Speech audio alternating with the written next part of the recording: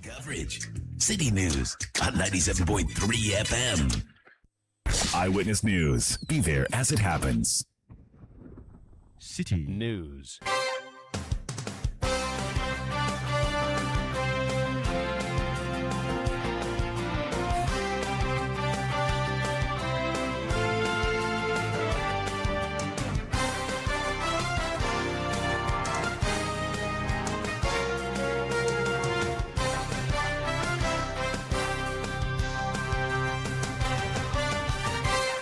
It's 1700 GMT. This is Eyewitness News on 97.3 Citi FM. I am Umaru Sanda Amadu. Tonight on Eyewitness News.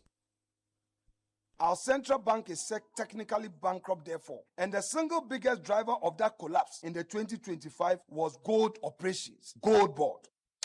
Minority leader Alexander Penyumak intends guns on Gold Board, demanding CEO Sami Gyamfi accounts for losses. Also coming up, bigwigs in the opposition New Patriotic Party begin to pick nominations for vacant positions in the national positions of the party. And later on Eyewitness News, private hostel owners challenge the locus of the Rent Control Commission to seek to regulate their work. Stay with 97.3 Citi FM for more on this and many other stories on Eyewitness News. We have business news later on the show, as well as Talk Back. Let's start off with Gold Board. It has been in the news since its creation. In fact, even before its creation by law. Tonight, the minority leader and MP for Efutu, Honorable Alexander Penyumak, is speaking. He called a press conference, at which press conference he said that the Gold Board has made so many losses and wonders how the people managing Gold Board would post bail in the event that they are arrested in the future. And he is referencing other issues at the Economic and Organized Crimes Office. The man who has made this statement is joining us on the line. Honorable Penyumak, you're welcome to Eyewitness News. Thank you very much, and good evening to you and your cherished listeners. Thank you so much for joining us. First of all, why is Gold Board of concern? Well, Gold Board is of concern because the IMF's latest report stated clearly that there are losses in excess of $1.9 billion US. If you convert into cities, it comes to 22 billion cities. According to the IMF, these losses were the result of the gold purchase program initiated by the government. Now, according to Gold Board, it has its audited account, and its audited account states surplus in its name, meaning that there are no losses to it. But the IMF report, although the losses are in the books of the Bank of Ghana, the IMF is attributing those losses to the gold purchase program undertaken by Bank of Ghana on behalf of Gold Board. So simply put, we see that it's a situation where one institution is incurring a cost and using another institution as its alter ego, and those losses standing in the books of another institution and presenting itself as a clean company. We have deep concern. And the deep concerns, again, is founded on the fact that the IMF accordingly has issued certain directives to the government to exit the program and sanitize the system. It is the reason why the governor announced to the public that it was no more participating in the gold purchase program. It was no more going to give money to the Gold Board and all of that. So we are basically asking government through Gold Board, what that is the institution that actually undertook the whole exercise, to answer to the people of Ghana why 22 billion losses You may recall that in the early days, when there were concerns about gold board operation, and even I remember when in the fifth review, IMF reported some 200 million plus losses after September. The justification out there that there was always an economic cost to the implementation of an economic policy. We concede that there would always be cost to implementing an economic policy, no doubt. But the quantum must be measured against that policy. If you are going to incur far more excess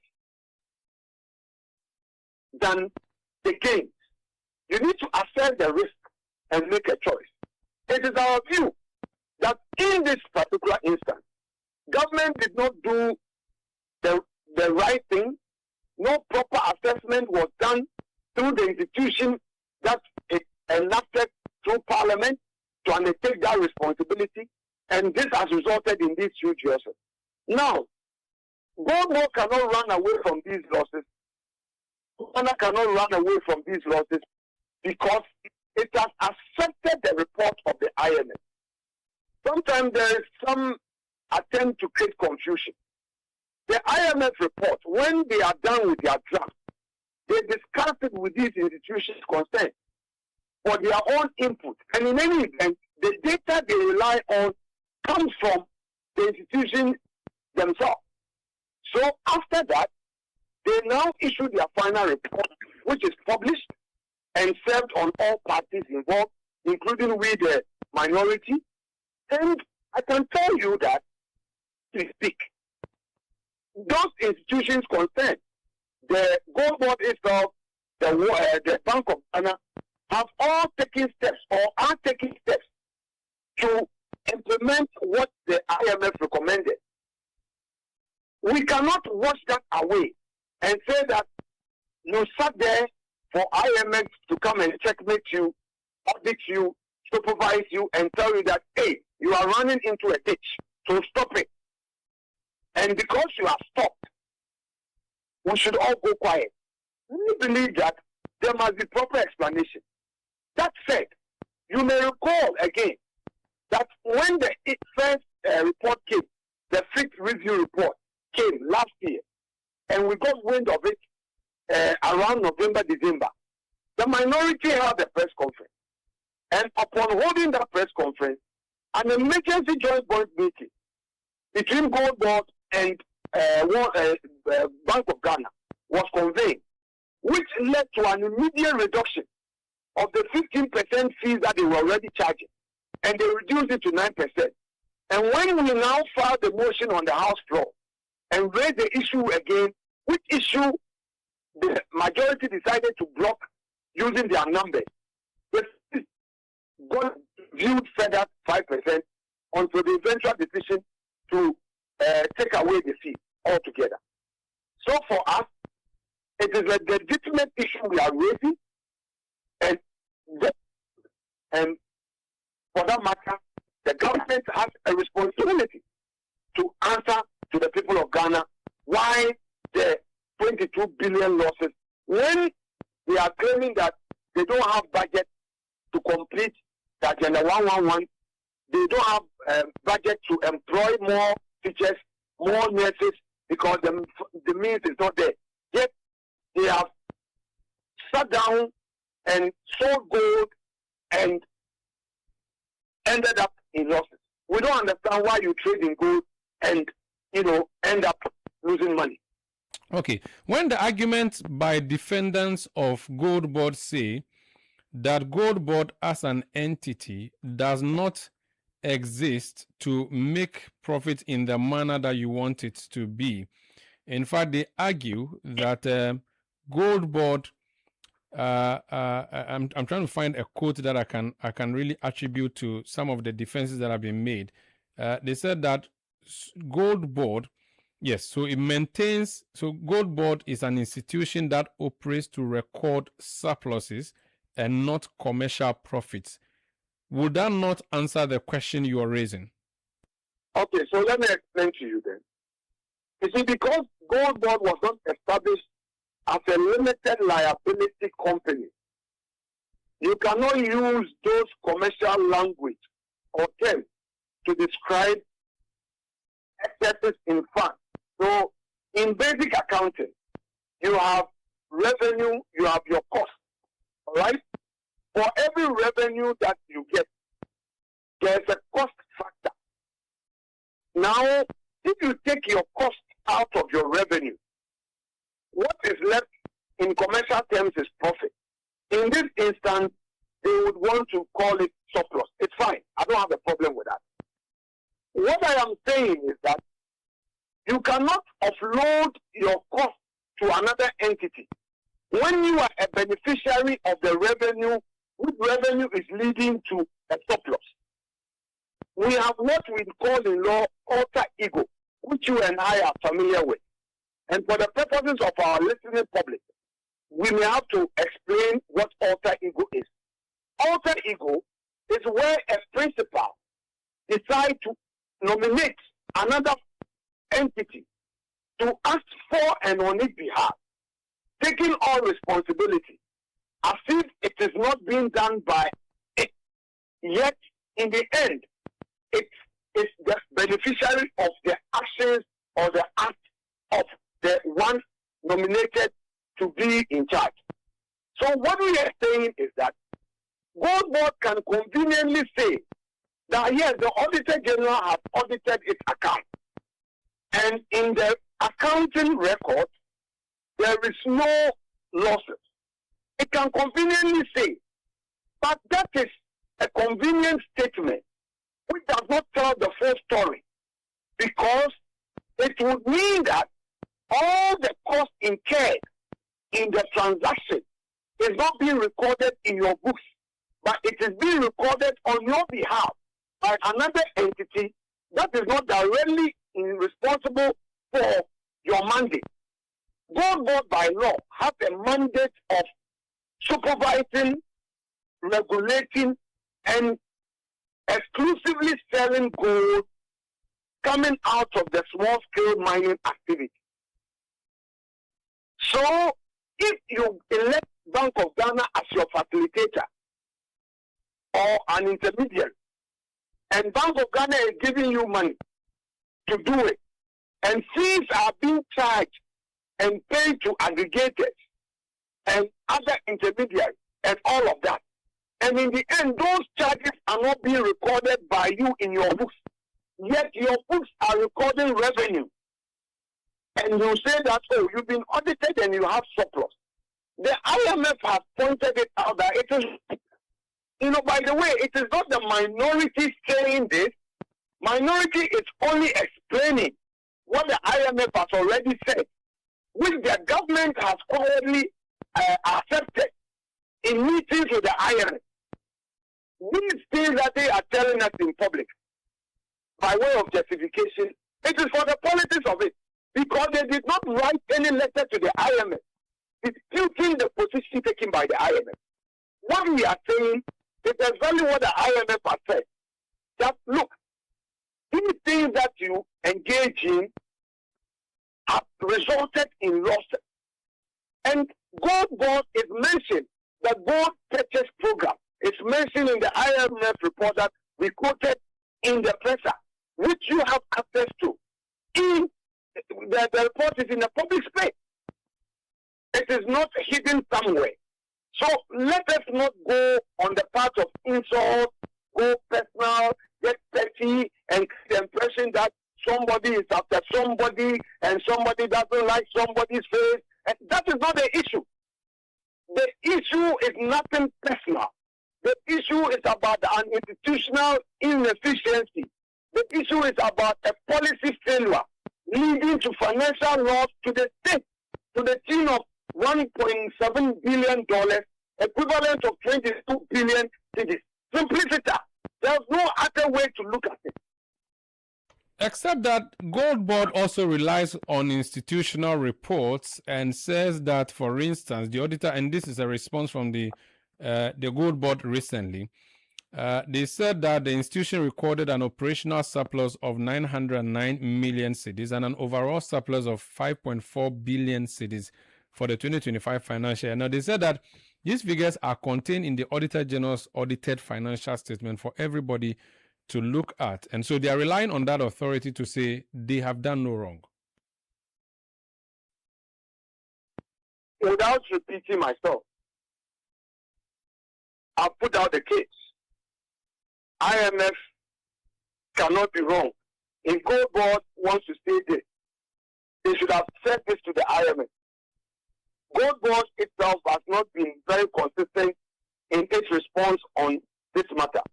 If you may recall, its chief executive publicly said that the IMF. Hello, sir. Honorable, can you hear me? Hello? Please, you can hear me? Yes, I can hear you. Yes, I can hear you now. Yes, please proceed. I am saying that earlier, Gold Board chief executive came out to say that the IMF did not understand what it had done. This was the response. Meanwhile, I am saying that within the circles of government, there is no query to the IMF report. Government has not challenged the IMF report. Neither the government say that we do not accept the conclusion to the effect that these resources are as a result of the gold purchase program. Now the question is, all the that were charged, were not charged against Gold Board. And if they were charged against Gold Board, why didn't Gold Board itself pay? Why did the Bank of Ghana pay on behalf of Gold Board? And this is exactly what the IMF is saying, that this is wrong. This will crash the economy. Look, Umaru, respectfully, our friends in government must forget about the politics of it and the fact that they think that, oh, this matter is now being echoed by the opposition, so they should go every length to discredit opposition or to rebut us. It is as clear as daylight. They themselves have not challenged it, and they are taking steps to redeem themselves. Maybe they should swallow their pride and eat a humble pie by telling the Ghanaian public that, look, we are sorry. We thought we could succeed in this program. We failed. These are the losses. Going forward, what IMF has recommended, which we are implementing, we hope not to incur further losses. Tomorrow, the question that you yourself must also pose to them is that if indeed everything was well and good, why the exit of the program by Bank of Ghana? Why is Gold Board now writing to the bank that now they want to control their own USD of gold that they sell? Why is it that they are saying that they are now acting on their own? They don't need BOG and all of that. Why the power struggle between BOG and Gold Board? We are all members of this ecosystem, and we know what is happening in the state. International players are monitoring. If the policy has failed, the policy has not achieved any economic value or commercial value, eat a humble pie and accept it.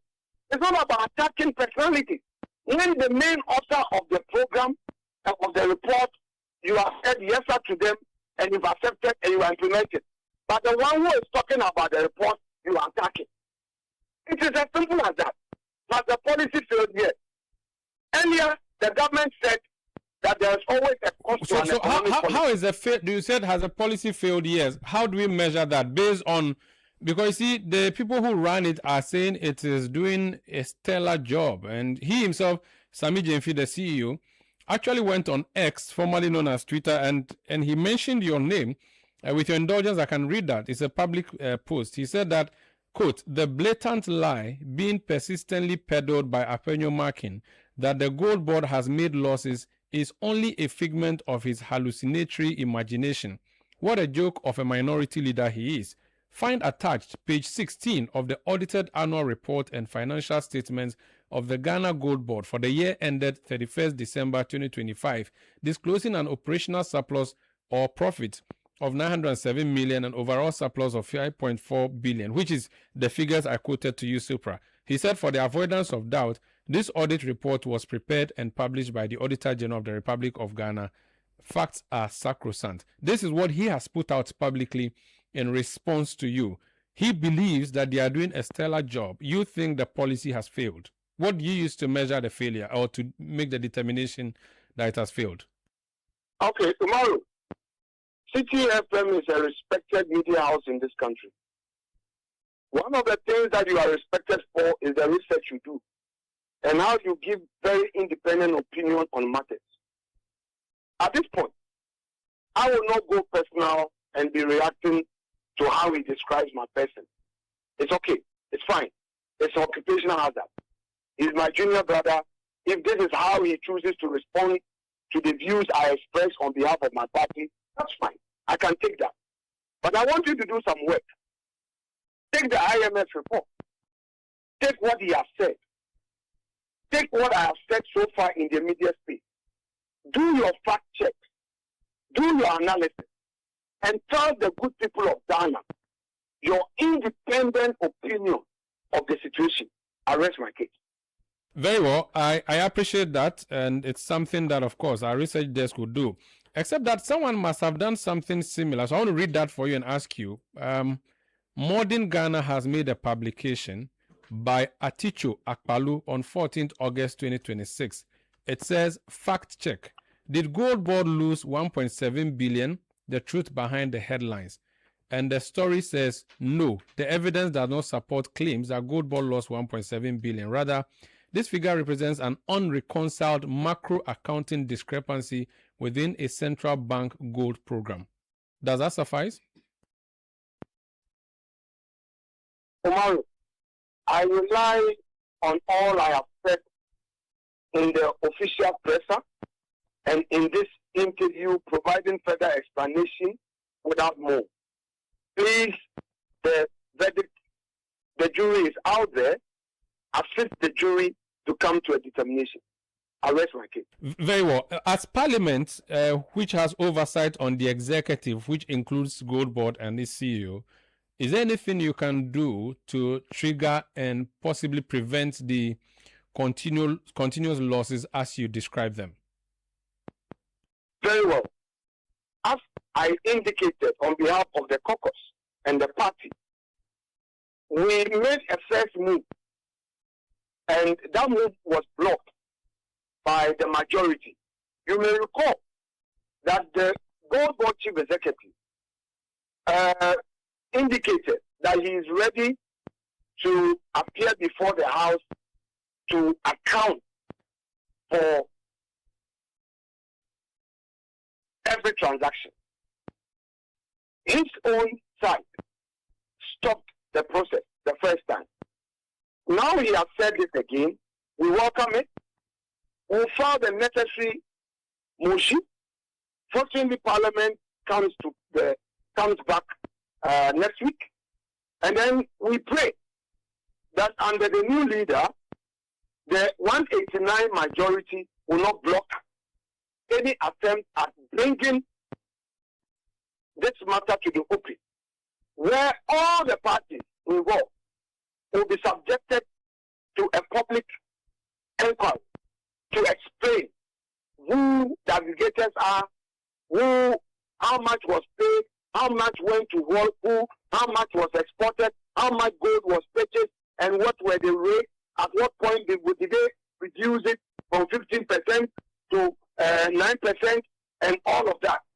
If the majority is minded to accept the call by one of their own, we are ready, because we believe that this process must not be petty, but it must be seen in the broader space of accountability. Their party believes in probity accountability. They are now still undertaking post-regime accountability against MPP appointees, which we don't contest, except that we have been raising issues about the excesses of the handling of some of the things. But as a party, we are not against accountability. So if they believe in it, and they believe that our side must be accountable for stewardship. In the same vein, we hope that they themselves will subject themselves to accountability, especially so when this is the IMF report that they have considered and accepted in private, and they are implementing measures that would further ensure that the right things are done. So we welcome it. We will file the motion. We would ensure that we raise it on the floor. But again, we leave it to you, the media. Let us see the conduct of the majority as to whether or not we will accept the bipartisan call by us, where they would even have majority on the committee.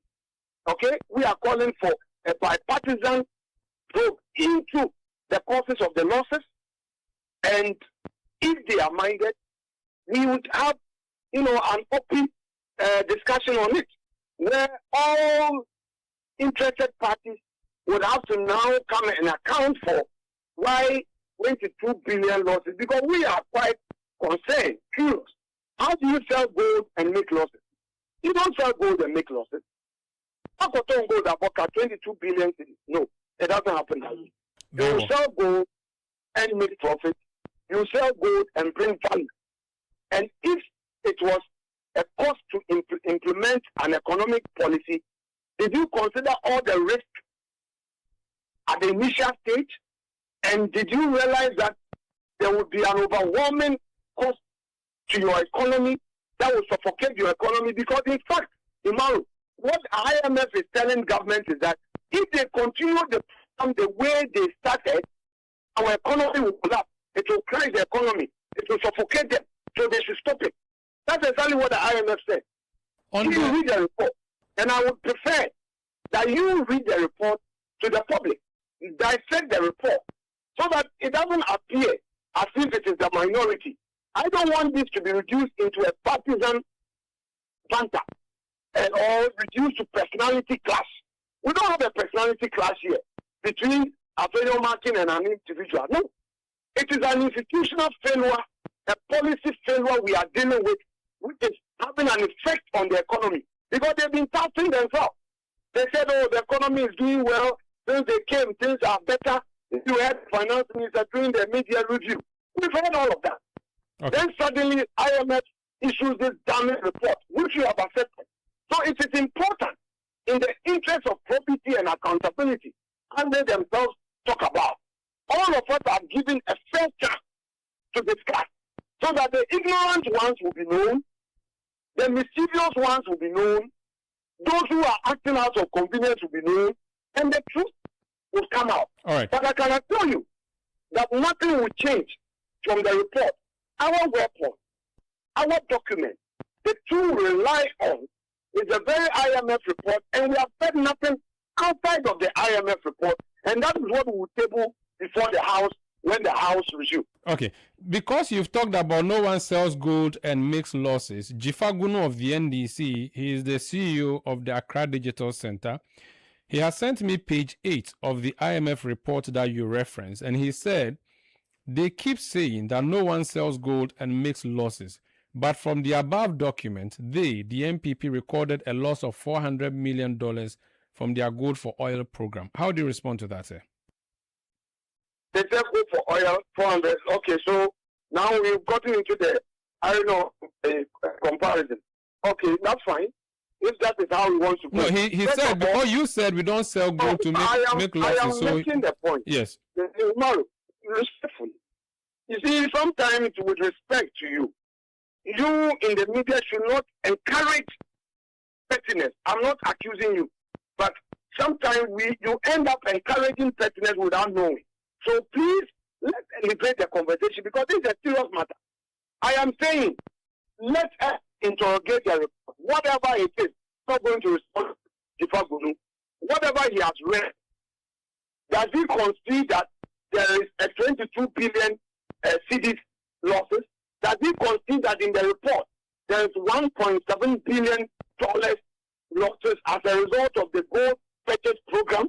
Does he concede? Is it in the report black and white? If it's in the report black and white, he should respond. Why that? Because they justify. In any event, if it happens under MPP, which they have criticized our economic policy and said that we got things wrong. And it's the reason why Ghanaian gave them the mandate. And they now have a new era of reset. Must they repeat our old mistakes? According to him, resulted in 400 million losses. And when it got to them, just 1 year, they are 1.7 billion. So where are we taking the argument to? He's possibly making the point. Government is elected to come into office. I get a sense he's making the point that the refrain you used, that and you spoke in Chi, that no one sells gold and makes losses. Tomorrow, let's stay on the issue. Let's stay on the issue with respect. Let's stay on the issue. That's actually what I'm doing by pointing you to where we are going. When you made the point that no one sells gold and makes losses, he's pointing you to history to say that you have done that before. Let's have a good conversation, respectfully. Let's move forward. Let's move forward. There's a story on our website, citynewsroom.com. Bafo Boni, some Supreme Court judges conspire to remove Tokonu. This is quoted Apenyo Markin, and it's a story curled from an interview you granted at Tinka. Yes, sir. I want to end my interview here at this point, respectfully. You do not wish to respond to this claim against the Chief Justice? I won't reiterate the point I've made. I rely on what I've said earlier, without more. Very well. Thank you so much for speaking to us, sir. Thank you, my respected learned brother. Thank you so much for having me. I'll be joining you at the bar on 2nd October, by the way. Yes. Sorry. Congratulations. It's right and proper play. You follow the lead of great men like Richard Sky. I mean, I'm happy that you finally completed your program. I'm happy for you. Many more accomplishments. Read more, learn more, and let's elevate national conversation with great learning. Thank you so much for having me, and I wish you well. Hope to attend your graduation.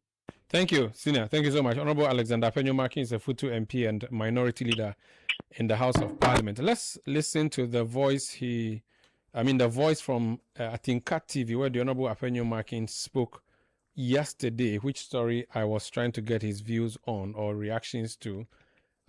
He spoke on Atinka TV in reference to the removal of Justice Tokonu. Listen. There was a grand conspiracy. Yeah, but are you saying that he was part of the conspiracy? Oh yes, I say so. I've not missed words on that. My Lord Bafo Boni was part of the grand conspiracy against his predecessor, Gertrude Arabesa Tokonu. It was a grand conspiracy because he wants to be the I am justice. saying obviously. Why? Obviously, why? Why should I deny that? He knows, I know, the Supreme Court judges are, we know, who conspired against their colleague. But one day, the true story will be told. So your crowd demonstration the last time, I said it there, say MPP, Babema. I don't see why that woman will not be reinstated. She has to be reinstated. This injustice against her, one, the report that even recommended her dismissal. Okay? That report, 3 petitioners. They finished 1 petitioner, and there was why a report. My Lord Puaman, who was the chair of that committee, maybe send one question, my Lord, if they did that to you, how would you feel? 3 petitioners. You finished the hearing of 1 petition. The other 2 were pending. Yet you completed your report and recommended the dismissal of Justice Arabesa Tokonu as a Chief Justice. Today, as my Lord Bafo Boni is exiting, I am aware you are also lobbying to become the next Chief Justice. How would you feel if somebody did this to you? You see, this country, we are so unfair to one another that Oyo Bizarre, we are comfortable. But Obodu Yana, Supreme Court judges, Pinara were unfair to their colleague Tokonu. Now, so that's Honorable Alexander Apenyo Markin speaking on Atinka TV, an Accra-based television station. This is 97.3 Citi FM. Eyewitness News is the program. Umaru Sandamadu is the name. We'll return with more. Please stay. Eyewitness News. Be there as it happens. You know know that feeling when you're getting ready for work? Your shirt is still crumpled and the iron is just starting to warm up. Or you're late for the wedding and now about to blow dry your hair. Or you have just stocked up meat for the cold store and then suddenly, light off. Life just keeps getting paused. But what if your roof, yes, your roof, could keep things running in your homes and businesses? With EcoBank ASAP, you can switch to solar now by getting a loan to buy solar power systems with no upfront cost and easy repayments. Power your life through EcoBank's vetted solar vendors and lower your power bills over time. Take back your power with EcoBank ASAP. EcoBank, the Pan-African bank. Looking for engineering excellence you can trust? Welcome to Left Signature Limited, driving progress through technology and engineering excellence. From expert electrical engineering design, installation, power systems, renewable energy, automation and control, to reliable data center and managed services, power infrastructure, network connectivity, server virtualization, cloud integration and data security, and cutting-edge software development, custom business applications, web and mobile apps, cloud and DevOps solutions. Integrity, safety, accountability, teamwork. That's the Left Signature promise. And now, introducing the Left Power app. Request for our services anytime, anywhere. Available on the Play Store, App Store, and on the web. Ready to power your success? Choose Left Signature Limited. Visit www.leftsignature.com. Call +233 256 111 811. Left Signature Limited. Engineering excellence for a connected future. These days, some mattresses are being made from all kinds of unsafe materials that are not fit for sleeping surfaces. These materials may be cheap, but they can be harmful to your health. If you haven't slept well, you cannot work and think well, and you are ultimately putting your health at risk, which can cause you a lifetime discomfort and chronic pain. As responsible citizens, we should invest in safe, durable, and certified mattresses. Latex Foam remains the tried and tested brand we all love for almost 60 years now. They offer you unmatched quality and durability for every Ghanaian home. Talk to them on 0302-231-155 in Accra and 03220-29365 in Kumasi for all your inquiries, or walk into any of their outlets nationwide for your preferred choices. Do not settle for less. Go for quality, but Latex Foam, or else you don't do yourself. Latex Foam, your partner for life.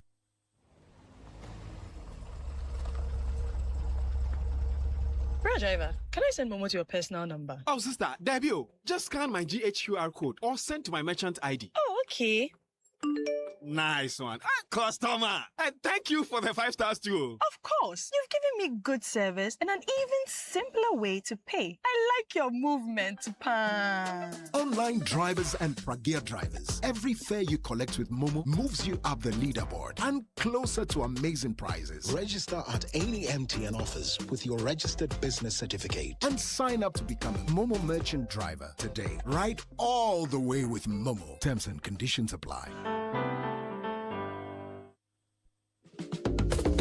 Eno, you know what our father left us when he died? Debts? He left us land, Eno. But Nanayo said the land is his. The court said, come back in 2031. Hey, that's not an inheritance. That's a curse, brother. Real Ejapade doesn't come with disputes. At Deftraco Woodlands, a 592-acre master planned gated city in Dawenya, your inheritance is waiting. Don't leave your children a court case. Leave them Deftraco Woodlands, the Ejapade they'll be proud of. Visit woodlands.deftracogroup.com. Call or WhatsApp us today on 0537 675961.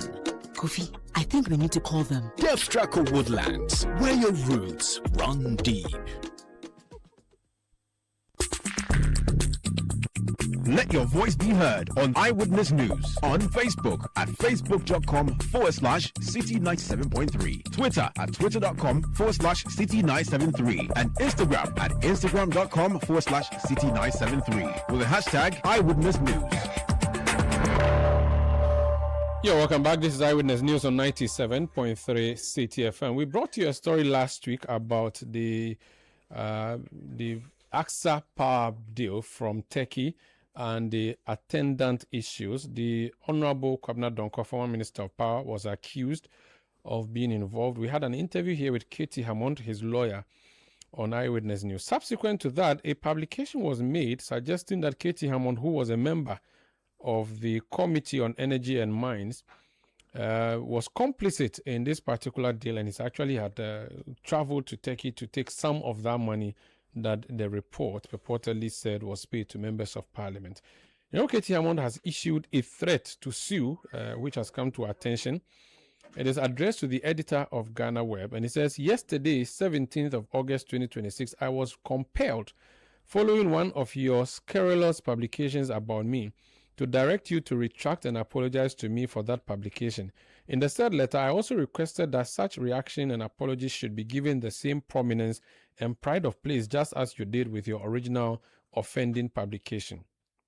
One would have thought that retracting and apologizing would logically have meant that you also take down all the offending publications from your platform. Unfortunately, even though you have retracted and apologized, this is hidden in a rather inconspicuous part of your website. This is unacceptable.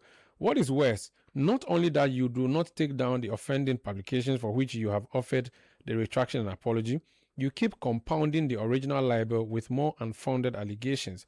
I hereby request, direct, and insist that you take down all your references to me in all your publications with immediate effect. You have 24 hours to comply. I will sue you on the 25th hour if you fail to promptly comply. Signed, K.T. Hammond, dated 18th August 2026, the editor of Ghana Web. And he's writing this from Cavendish Chambers, which he heads. This is Eyewitness News on 97.3 Citi FM. Let's do some news summaries. Before that, I want to welcome my guest from a senior brother, a father from Sege, in the Greater Accra region. No more, we. Very well, by grace. Everything under control. Sure. You sound very tired from your voice. The reason that the man I'm speaking to sounds very tired, I'll tell you. He's from Sege. He's called Agohom. He was, okay, I think he still is. I'm not sure. MPP Greater Accra Regional Chairman. He's eyeing something bigger. Before then, he had gone to Sege wanting to be MP. It didn't work. But it's important to say that he has been doing standard water for many, many years. And we'll give us a news summaries from the City Newsroom, and then we will come back and have a conversation with Honorable Divine Agohom. The Okaikwe North Municipal Assembly has assured motorists who ply the Accra-bound section of the Apenkwa interchange that repair works on the stretch will soon be completed. According to the Municipal Chief Executive, Christian Tetebaja, contractors working on the project are working assiduously to ensure that the road is fixed. The assurance comes on the back of several complaints from motorists about the deplorable state of the road, which causes gridlocks and affects travel time, especially during peak hours.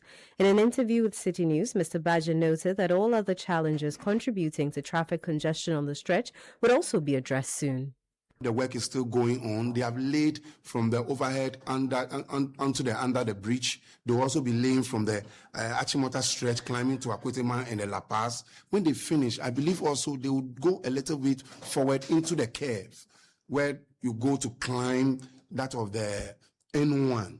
Then aside that, when you check the new overhead bridge coming from a new plant area, that is Kantanka showroom junction there, that place too, I believe they are about to do some overlay of the asphalt because they have put the first rough coat, which I believe is a good work. It's not a long-term project, it's just a short-term sort of emergency response to fix the road so that we stop getting that traffic from Apenkwan to Pokwase, which is a serious situation for everybody.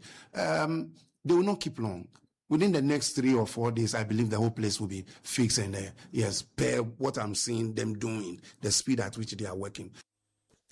The Ghana Police Service is urging the public to disregard a flyer circulating on social media claiming that the use of AirPods, earphones, and other audio devices while driving or riding is prohibited by law. The service, however, cautioned motorists and other road users against activities or devices that could distract them or affect their attention, hearing, vehicle control, or awareness of surrounding traffic. Here's Director of Research, Education and Training at the Motor Traffic and Transport Department, ACP Alexandra Bing, speaking to City News. The procedure for use of communication device whilst driving prohibits any driver whilst driving to have a communication device in both or one of the hands, and the object is to prevent distracted driving. Because driving involves steer control and manipulation of gear and then clutch, which requires at all times a driver's left hand holding the steer and the right hand to support him. Whether the law prohibits talking, a right to speak, which is constitutionally guaranteed, and the law did not attempt. Because when you are driving, you might have passengers in the vehicle, and you will definitely be interacting in the course of the trip verbally. And if you have any aid to assist you to verbally communicate, the airline did not contemplate prohibiting it, so it doesn't come up for discussion. You heard Director of Research, Education and Training at the Motor Traffic and Transport Department, ACP Alexander Obing. The Food and Drugs Authority has confirmed the use of chemicals to artificially ripen plantain at Medina Market in Accra. The FDA says its investigations uncovered an individual procuring a ripening chemical, using it on plantain, and selling portions of the chemical to other traders. Speaking on the City Breakfast Show today, Deputy Chief Executive Officer of the FDA, Roderick Kwabena Dade Ajay, says the FDA stopped the individual involved and is working with regulators to train traders on approved ripening methods. How dangerous is this, the misuse? If you don't use it in the proper concentrations, like how it's happened to some Ghanaian products that have been exported and have been returned due to the overuse of some of this chemical, the ethylene, are issues of, like, it can affect your should I say, nervous system, can cause nausea, stomach cramps, and things along that can sort of irritate the system. And so immediately we took regulatory decisions stopping this person. We realized that there's still the need to do some teaching. So there are some interventions by way of us working with our sister institutions, namely that will be the PPRS, the Plant Protection and Regulatory Services, because they offer that training from the Ministry of Agri to those who ripen fruits this way, in the approved way. The Food and Drugs Authority, however, says artificially ripening plantain is not illegal, provided approved chemicals are used in the right concentrations. These chemicals that are used in ripening, naturally, the way God has made things for a fruit to ripen, for example, there's a chemical we call ethylene. It's produced in it. And so man has also done the same in the chemical form, which is used in when you follow the proper agricultural instructions, and then it's used, it is safe for use. But if it is not mixed properly, you could get high doses of it. You heard Deputy Chief Executive Officer of the FDA, Roderick Kwabena Dade Ajay. Still on the FDA also acknowledged that Ghana's traceability system for fresh agricultural produce is not as comprehensive as that for packaged foods. The FDA said while traders have informal systems for identifying suppliers, it can be difficult to trace individual produce to the specific farm where it was grown. But the Food and Drugs Authority, whenever we use traceability, it is usually an investigative tool. Take, for example, the issue of palm oil. Palm oil, where people were adding what we call Sudan 4, saying that they want to make it red. So we did something with the market. Those who were selling the palm oil, we were able to trace using our traceability. We were able to trace backwards and as well as also forward. So, for example, who gave you the palm oil? So our officers go, they check, they get the names of where various market women were picking from, and we're going to each person in the various markets, especially the markets that had a high count when we tested and they had problems. And so when FDA uses traceability tools, it's usually as an investigative tool because in that part of maybe the supply chain, we have found some issues that we need to trace. You heard Deputy Chief Executive Officer of the Food and Drugs Authority, Roderick Kwabena Dade Eche. And that was Eno Safo of the City Newsroom bringing us news summaries. Eyewitness News is live across Ghana on a host of affiliate stations. In the Western region, we are on Adwinpa 100.7 FM in Takwa. We are also in Takrady on Beach 105.5 FM and Sky 93.5 FM. In the Bono region, we are on Greener 95.9 FM in Sunyani. In the Ashanti region, we are on Adwinpa 99.9 FM in Nkawie. In the Volta region, on Heritage 107.3 FM in Hohwe. Freedom 88.1 FM in Soga Copper. In the Northern region, we are on Radio Gaki 88.3 FM in Saboba. In Upper East, we are on Quality FM 88.7 in Garu. In Bolgatanga, in the capital, we are on Bolga FM 102.7. In the Northeast region, we are on Nobia 98.1 FM in Nalirigu. We are still in the same region on Radio Jimbali 107.3 FM in Jimbali. If you go to the Upper West region, we are on Pupeli Radio 92.7 in Uwa. Eyewitness News is interactive. Join us with your messages on 0539 986 996, 0539 986 996. That's our WhatsApp number. Send your messages and then we will we'll bring you those messages during Talkback. Before I engage with the Honorable Divine Otu Agohom, immediate past Greater Accra Regional Chairman. I mean, how immediate? Just on Saturday. 2 days old former Greater Accra Regional Minister. Let me speak to Hansen Ajiman because the MPP is doing something else. Open nominations for national elections and people have begun picking up forms. Hansen is my colleague in the newsroom and he's currently at the Asylum Down office of the NPP. Hansen, you're welcome to Eyewitness News. Thank you, Sander. So how many people have picked forms so far? Who are the prominent names that you have seen so far?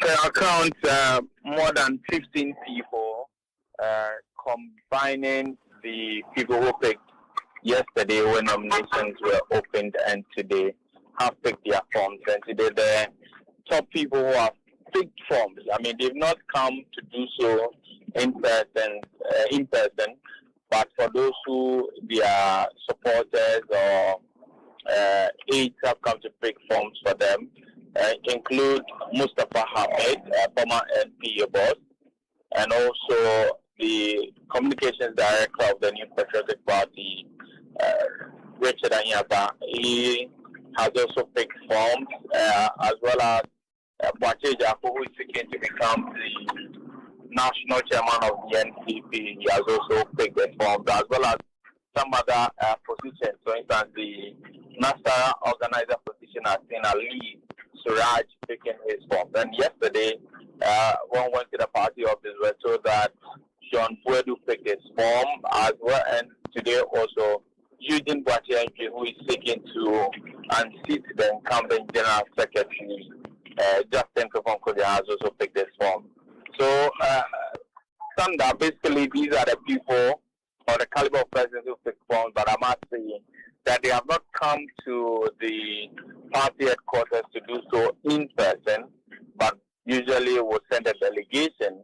In the peculiar situation of Bwache Japo, however, you remember in the heat of the campaign for flag bearer, some constituency chairman had actually employed on him to step down and focus on rather contesting as national chairman of the party. And so a group of constituency chairmen then came together to pay for the nomination fee and to pick his forms for him, and that was later presented to him at his office as Kokomlemle.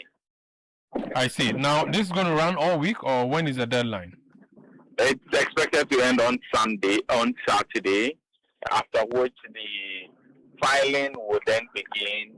After filing, then there will be vetting, which is chaired by former Sanitation Minister Cecilia Benadapa, and on October 3, the NPP will hold its national conference to elect new national executives. Very well. Thank you so much for speaking to us, Hansen. Hansen Ajiman, my colleague, reporting from the NPP headquarters in Accra. This is Eyewitness News on 97.3 Citi FM. I have in studio former Sege parliamentary candidate of the NPP, the man who is good at pure water business, and former Greater Accra Regional, his former just by 2 days, Greater Accra Regional Chairman of the New Patriotic Party, Divine Otu Agohom. Nomo, you're welcome. Thank you. How are you doing? By grace, we're doing well. Hope you are fine too. We are surviving. Thanking God, one day at a time. Yeah, good to see you. Yeah. How do you feel that you have lost your office, or there are bigger things coming? All right. So good evening to your cherished viewers and listeners. It's my pleasure to be here one more time. This time in a different status, I should say.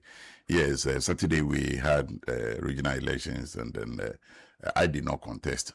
At the end of the day, we elected 11 officers, starting from the regional chairman, his 2 vice secretary organizer, all the way down to communication. So, yes, we have new executives in place. They have 14 days within which to complement a full list of executives by appointing 8 more. And so we'll have a 19-member executives very shortly. You know what's interesting? My school son from Tama Secondary School, Benjamin Nage, is your new youth organizer for Greater Accra. The son of our chief in Manya Jopanya. Okay. So I'm sure you know him, Benjamin. Oh, very well. He was a PC for... Yeah, he's been a PC twice. Yeah. He was my school son. Really? We used to share the same bunk bed. Wonderful. I used to take care of him. Then you really train him, because he's becoming our youth organizer now. Yeah. He's quite good in mobilizing forces. For the youth organizer position, you need to connect with the base, and I think he has exhibited that you character have to come quite and pay well. me for grooming a young man for you. Well, you need to exhibit more traits to convince us that. The man used to that sleep on my bank bed. you really train him for us. Probably you train him for somewhere else, and then he found a better place. So that's what it is. That's my prince. So be careful.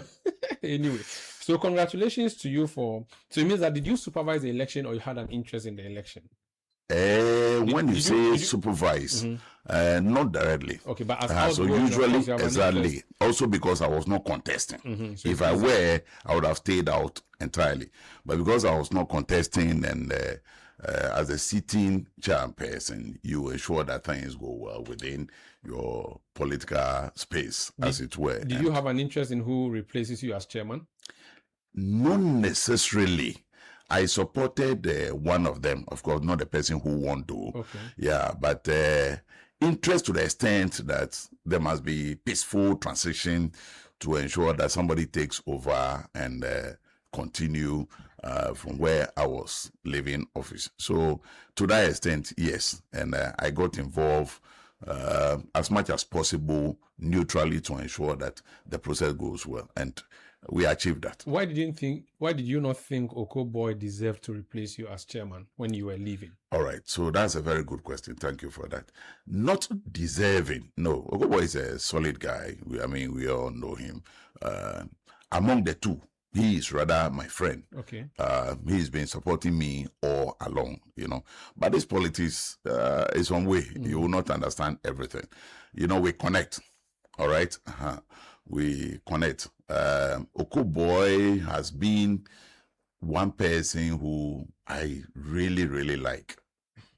Almost all the 2 general elections that I was involved, I spent almost all my time in his constituency, campaigning and working for him. Yeah, Teshin. He knows that. That's very true. 2020, I took one side of the constituency, towards the beach area. Yeah. Exactly. In Shona. I did a lot of work there. I got deeply involved, organizing their people every now and then. 2024 also, the same. He's somebody I believe has what it takes, to provide political leadership. You recall that Okoboy is somebody who is always fighting for, development projects in his constituency. He has helped his people so well. Ordinarily, there should be no reason why the Jokuku should reject Okoboy. So I'm waiting Up to today, I really don't understand. I'm waiting for your but as to why, after all these good things you say, why? Very good. So I was supporting him, working for him to become a member of parliament. In fact, I lobbied for him to become the deputy minister. Okoboy, honestly speaking, can be described as my darling boy. He is one person who, among all the MPs during my tenure, he is somebody who comes to me with assistance in whichever form. So that is what it is. In this case, we're looking for, how do you call it? A political, a leader of a political party. In this case, a chairperson. This job as it is, I always say that nobody learns it from any university. We learn it on the job. I was the regional affairs vice. I left and Avle boy took over from me. He contested me twice, all right, and I'm leaving office. He came to me and asked if I would be contesting again. I said no. Would I support him? And I said yes. So I made that commitment from the very beginning. Before later, Okoboy also came. I was logged. But that's that's very big, because for someone who contested you twice and you supporting him against your son, that means, well, not supporting him against. I voted for him. On few occasions where I had the opportunity to talk to people, I loosely dropped his name as somebody I will be voting for.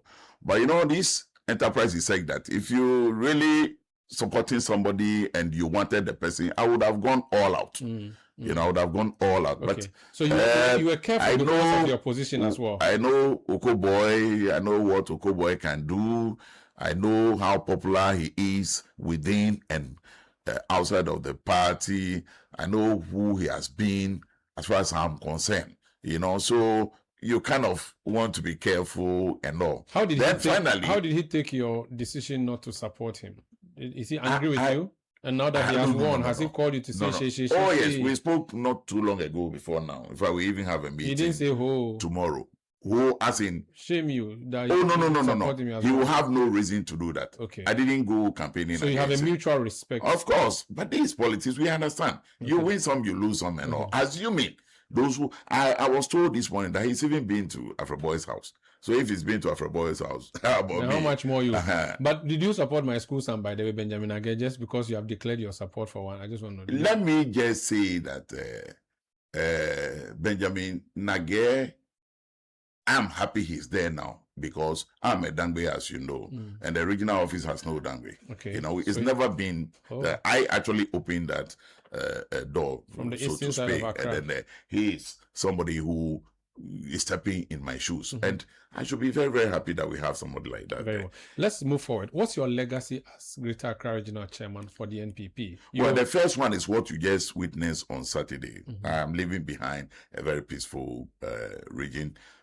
Regional chairman's job, it's more of coordination and supervision. Unfortunately, the whole business is towards delivering, victory, the whole party, as it were. Policies and strategies for such an objective is usually developed by the national party, passed on to the regional party for supervision.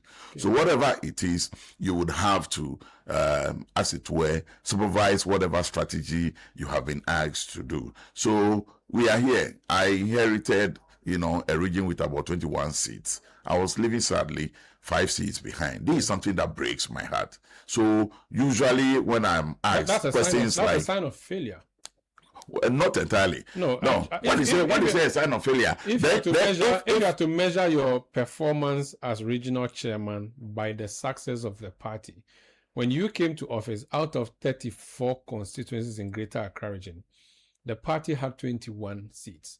You go into an election and you move from 21 to 5. In fact, ahead of the election, when the NDC were mocking you, they even said you were just 3 and one motorbike can carry all your MPs to Parliament, one riding 2. Yeah, so that's a woeful performance. Okay, no, you see, that's why I said from the very beginning that in measuring one's performance in this case. It cannot be just one criteria.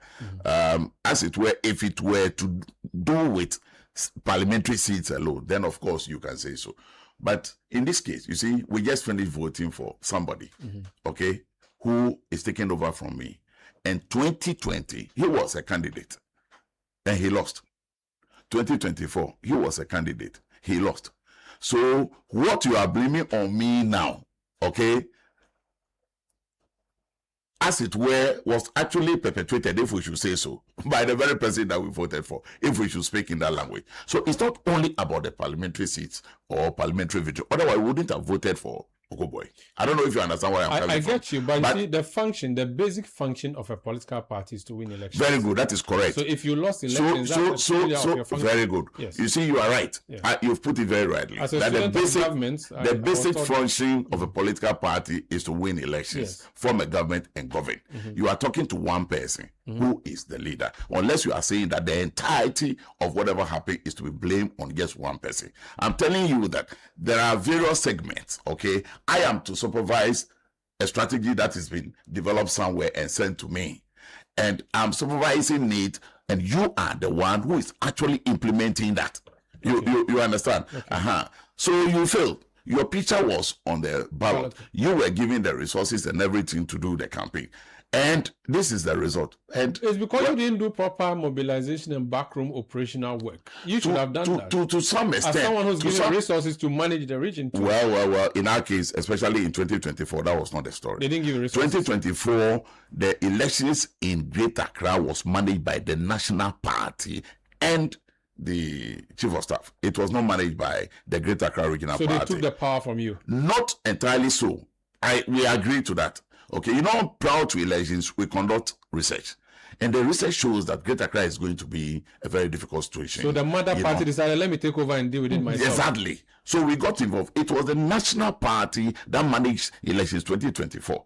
But you see, it's not everything the hunter sees in the forest that he comes to say outside. That's true. I am the chair. So whatever it is, that's why you remember you interviewed me here the last time. And I said that, look, I take responsibility because whatever it is, if I were not happy with if I were not very happy with what happened, I could have said that, okay, I'm resigning, I'm leaving, but I stayed. Do you understand? It's because I supported the thinking of the party. But you are there. Assuming now the party had won and I'm sitting before you and you said, Divine, you've done very well. You've achieved this and this. I wouldn't have said, oh, I was not the one who managed it and all. So that's why I accept the responsibility. But there's more to it. You see, there are so many, angles to the process. But what I'm trying to say is that it cannot be as a result of parliamentary results alone. If it were, we wouldn't have voted for Honorable Okoboy. But we think that, exactly. So where we are now, we are only looking for mobilizing somebody who has what it takes to mobilize the forces for us to come together. I did not benefit from one thing that is very, very crucial, which is support from the key stakeholders within the region. So your party was divided in election? Not divided. No. Under my listening, we were very, very united, except that there were key actors that are supposed to be part of you, and if for whatever reason, you recall when I was contesting, all right, there came the story that the presidency, were against me and all that one. And so individuals who were then appointees of the government ordinarily would not want to associate with you. So in a way, they came against me. Now, after that, I have won. Now, going back to them to help party work, because we were in government. When the party is in government, it's entirely different from when we are in opposition. Now we are in opposition, so everything rests with the party. Party chairman says, go here, you have no choice, you have to go. But when we're in government, it's a different story.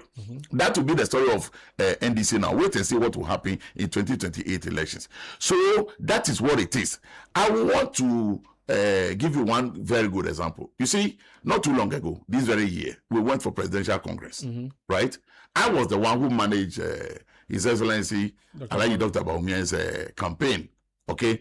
And for some strange reasons, all the then key ministers and some of my executives who were with me in 2023, when we did the same thing, for whatever reason, they left me. All right. Some joined other camps. Some decided to be neutral and all. So I had a space to put together my own team. That you can entirely new. All right. And took charge of everything. Some of these key guys that I'm talking of were constantly knocking doors at Dr. Bawumia's place, telling him, no, don't give the campaign. We want to handle it. Don't give it to him. He cannot handle it and all. Bawumia was constantly calling and encouraging me. Divine, I believe you can do this. Please go ahead. You have my support. Do it. At the first one, okay, though I was then his campaign manager also, we had 19 seats out of the 34, right? With all the ministers and all those ones, when we were even accused of whipping government appointees in line to support Dr. Bawumia. This time, we were not in government. So there was no appointee to whip. And all the key guys who were with me, this time were not with me. I was left basically alone. Out of the 34 constituencies, I won 32. Wow. Yes. When in the earlier situation, with all the ministers and all those big guys around me, we got only 19 out of the 34. That tells you, when we finished the election, one thing happened that I always, play it over in my mind. After His Excellency called me, I was on the field, then he called me. I was coming from your constituency. And he called, yes. And he said, Divine, you have made it. Thank you so much. Then not long after that, Honorable Ajesowa, the former mayor of Accra, he was the person who called me next. He said, wow, Divine, in our local parliament means you've done it. And I said, why? I said, to win 32 constituencies out of 34, you've proven to everybody that you were not the problem. This statement, I have never forgotten. So I asked myself, after that when I was going, I said, so does it mean Ajesowa for all people also believe that I was the problem? Be it as it may. You must have heard. Well, probably. Be it as it may, I had the opportunity to prove to everybody that given the chance, this is what I'm capable of doing. Again, refer back to my performance at Sege. You know Sege very well. How difficult that place is. It's an NDC stronghold. So this is the political prowess of the guy Divine. Unfortunately, I found myself in a situation where I had no, such space to operate. And you don't want to talk about all that. In 2016, I predicted that if NPP was ever going to win a Dangme seat, it was going to be Sege. Almost everybody. Based on your performance. Almost everybody. Unfortunately for you, you didn't win. Okay. The Dangme seats that you won rather came from Upper Manya. But that's a different matter that we'll be talking about. Region. Now, let's talk about so you've talked about the things you have done to help Dr. Bawumia get elected. But physically, what did you do for NPP in the Greater Accra region? Did you? Well, that's a very good question. Probably, yes. After 2020 elections, when we lost 7 seats, I took a decision I was not going to contest again. But when I was campaigning earlier in the 2018, prior to my becoming the regional chairman, I made a promise that I will help the party build a party office. Because we don't have a party office all this while. We don't have a party office. The place you have at Kokomlemle is not. It's not. Kokomlemle is the national party. Ours is at the pig farm. Your place Asylum down. Yes, that's the national party. I'm talking about the one around the Freedom Center. You have. We have a party at Asylum down. Yeah, that's a national. National. All right. Okay. But we have been quote unquote patching somebody's residence at the pig farm. Oh, okay. Okay. So you don't have a proper party office. Party office. I made a vow that I will help build, a party office. I couldn't do it in my first step. So I said, look, this question, do you remember who asked me this question? What's your legacy? What are you leaving behind? A gentleman called Umaru Sanda, sitting right before me, asking me the same question again. So when I left, I said, no, this thing, go back to this game. Try hard and leave this legacy. So I pricked your conscience. As we speak now, I can say proudly to the glory of God that I'm leaving behind a 90% completed 6-story building for the regional party. In fact, the national party is even asking that they take it over and that we cannot. Where is it located? It's at Kokomlemle. Oh, okay. 6-story building. 6-story building. Almost completed. Oh, that's nice. Almost completed. And there's been chairman before me. There's been chairman before me. So that's. I say it to the glory of God. This is what I'm leaving behind.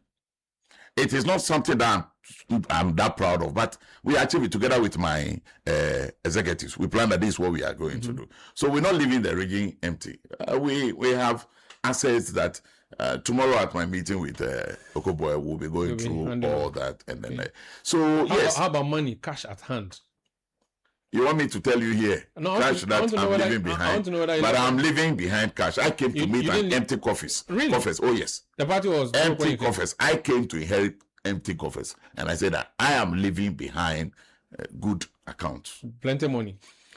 Leave that one. He will come and talk about it. When you call him the next time, let him come and tell you what Bernard Okoboy. You know, I've been calling him. He's not. I will tell him when I leave. Tell him that I said I want to interview him. I will ask him to come and see. Tell him that I should not be doing that. He's a friend of the media. He speaks very well. He's a very good friend. In fact, I first maybe I interviewed him many years ago. He's busy. Even before we started the TV station. He's busy. You know, Okoboy is popular everywhere. You know, so except in Lejokuku. In fact, you just can't understand. And that is what informed my decision to support his campaign. You thought he should go back and win that if you give me the chance, if I'm to take a decision, I'll say, look, go back. Because right now, if Okoboy goes back to Lejokuku, Okoboy will win. Lejokuku, they don't have any reason not to vote for. I know their reason. But what's their reason? They've never retained a candidate. Only one person. But they've done that. And if they've done that and even the candidate who is the MP now, Aiku, they repeated him. If you put the performance of Okoboy in Lejokuku against that of Ayiku, you ask yourself, why would Lejokuku vote for Ayiku instead of Okoboy? Well, probably there might be something we don't know. Maybe they don't like someone who does keep fit and plays football with them. They want and also delivers at the same time. Roads, hospitals, and all.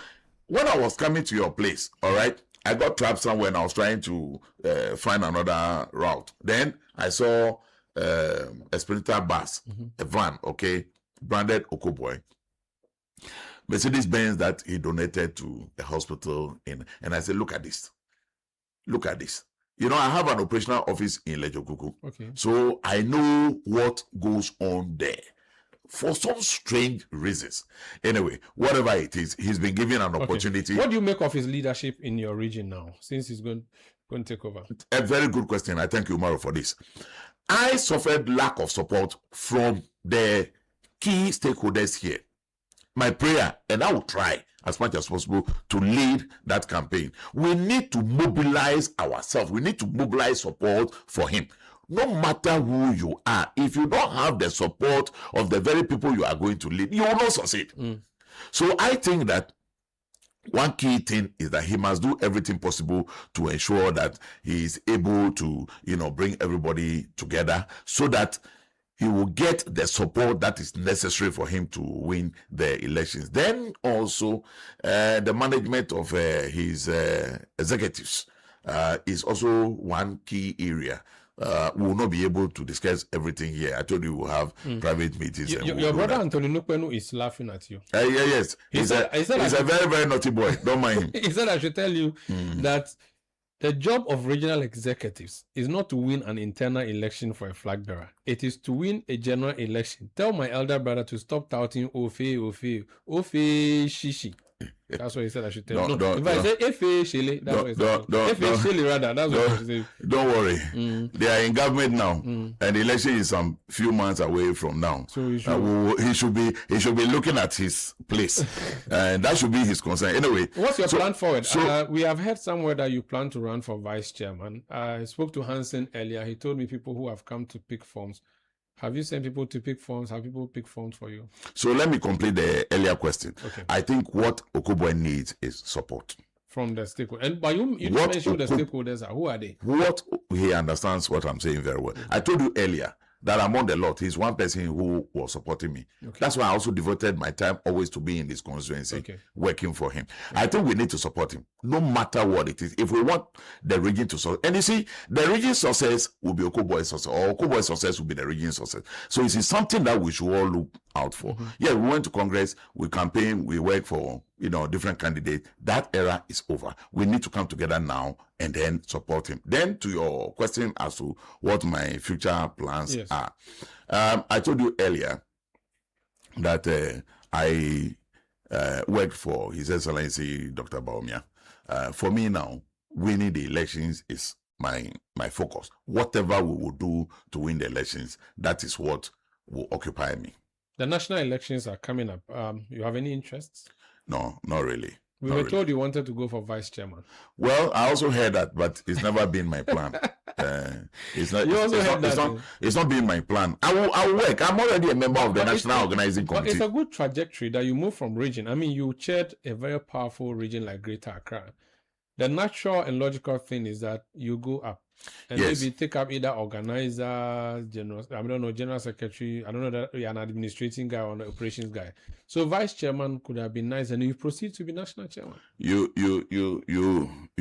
are a citizen of this land. You are free to sponsor any candidate that you think can do what you wish he or she does. So we are picking forms now, so you can No, so it means that you have decided that you will not run. No, I'm not running. I will support the national office. I will support the national campaign. I will avail myself to work and support even the Koboy and support the Greater Accra regional team to deliver. That is what is needed. Without support, Masa, who do grow? Okay, it's good you talk about that. So let's go national. How is the NPP doing after that massive defeat you suffered in 2024? Have you recovered? Very well, so. Are you sure? Very well, so. What shows? Thank you. You see, I supervised the reorganization of the party in the region till last Saturday, when I would say we are virtually done. The interest that sometimes leads to, people fighting over party positions, some of them taking the party to court and all. I hear the NDC making mockery of us, saying that NPP are good and all that one. Not too long ago, I think about 2 weeks, if I'm not mistaken, we organized Democracy Under Attack demonstration, and you all saw what happened. Is that the sign of a party that is struggling? No. Is that a good measure? Oh, very, very, very. We are less than 2 years in opposition, so ordinarily we would not have been tired of staying in opposition for which people want to come back to power. We lost the elections in 2028 as a result of we ourselves not going out to vote for the party. That is what happened. So if now the party members are coming up so strongly in support of party activity, then that tells you that the love for the party is deep and the spirit of the party is fast rising again. Are you again. not tickling yourselves and laughing? Because you see, you and I, having worked on demonstrations for all these years, we know how people show up at demonstrations. We know where people come from and how they are mobilized and brought there. If you just look at the numbers on the streets last 2 weeks and say that, oh, NPP has recovered, you are tickling yourself and laughing. Umaru, I gave you 2 examples. First, I said I supervised reorganization of the party. And the interest exhibited by members of the party is quite surprising. I was not expecting that. Okay. If the party were to be dying as we are being made to understand by our opponents, people would have been sitting back and allowing the few who are interested to go. But I'm saying the poor fighting. Physical, fight. Some were taking us to court. Even as we speak now, we have few cases still in the court. Okay. So that tells you that people are interested. Then I went further to tell you that we lost the elections not because Ghanaians don't like NPP. Okay. This warning must go to the NDC. They should sit down and be thinking that they are popular. We lost the elections because NPP members were not happy with a lot of things that were happening at the time, for which reason they refused to go to the polls. But now President Mahama is performing to the extent that people want him to even go for a 3rd term. What are your chances in 2028? 2 people, you can refer to them as people. No, and when they are a million, they are still people. So when you say people want him to go for 2, I don't know the group of people that you are referring to. I don't want him to go for a 3rd term because that is not what our constitution says. So I don't know those that you are referring to. You can tell me. Yeah, so what are your chances in 2028 when... We are winning, Bama is winning the elections. When John Mahama is doing so well, the economy is fine, you are enjoying all the goodies around. Umaru, as we speak now, we have a candidate. Yes. In the person of His Excellency Alhaji Dr. Mahmoud Bawumia, right? Let's wait for the candidate that the NDC will also pick. Then we can talk about it. They may pick John Mahama or they may pick, you know who. When you say they will pick, you are a lawyer now, Umaru. I said me. But why do you have to even say may? Is that what our constitution prescribes? You shouldn't be speaking this way. The matter is subject to the Supreme Court. And I respect what the Supreme Court We says. know quite well why they packed the Supreme Court this way. We know. From the very beginning, we could tell what was coming to happen. But maybe this is Ghanaians. Maybe they learned from you? We didn't teach them this one. No. We have to hold the rule of law and democracy. Hand on heart. Is the economy bad? As we speak now, well, I think the best way to measure this is to hit the streets. You see, anytime NDC is in power, poverty reigns. Yes, it's true. They are telling us the economy is doing well, but people are suffering. Look, let me give you one simple indicator. Watch carefully. I love Avle Karako so much, but it's always hard to find when MPP is in government. When NDC is in government, Avle Karako hits the street again. How do you call it? Bruni Nkate hits the street. When you see those signs, it tells you people are struggling. As we speak now, oh yes, of course. The economy, the economy on paper, we are looking at what is happening in people's daily life. So in 8 years, there was no Avle Karako. Oh, I'm saying it was hard to find. I didn't say there was no, but I don't put words in my mind. Do you know what was easy to find when you were in power? You will have to tell me. It was Yokegari, beans. Gobe. But people were so broke that Gobe became a national matter. People used to talk about fufu until now people Gobe just buy, feel more gari and food. If you have to eat Gobe, right? That is beans, red oil, plantain. Yes. Gari. No, they don't add plantain, just gari, plenty gari. Well, then maybe you are telling your own story. No, I'm talking about the poor man's Gobe, not the rich. Yeah, and Gobe is in abundant supply today. In fact, it is more abundant now than it used to be in MPP's time. Myself, where the party office is, I can give you the woman's number. Always, I come all the way there to buy Gobe. Yeah, but you do it as luxury. What do you mean by luxury? I'm telling you, you are describing Gobe as a food for those who are economically struggling. And I'm telling you, if that is the case, I come to that place, I drive all the way there to come and buy Gobe. And I buy plenty. I buy for my executives, so we all eat small. That's the situation we find ourselves in. But Avle Karako is a nice snack. It's not for people who are struggling. But Umaru, I told you that from where I come from, I like Avle Karako so much. Yeah. But when MPP is in government, it's always difficult to get Avle Karako. Now there's so much Avle Karako. Look on the street. Everywhere there's Avle Karako. And that tells you and I know what Avle Karako represents economically in our situation here. So it means that people are hungrier now. So they are going for Avle Karako. But people are hungry. Don't you know? People are hungry. Go to the market. I'm saying that pound for pound, people who are hungry would go more for beans and gari than they'll go for Avle Karako. Oh, are you sure? Avle Karako and beans, which one is more expensive?